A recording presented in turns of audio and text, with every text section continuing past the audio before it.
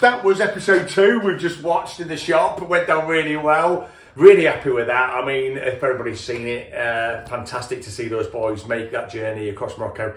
Chuffed to bits. And now we've got episode 3 coming up next week, and that's us doing a build for the Mountain Rescue, Exmoor Mountain Rescue, on the oldest Land Rover in the Mountain Rescue fleet.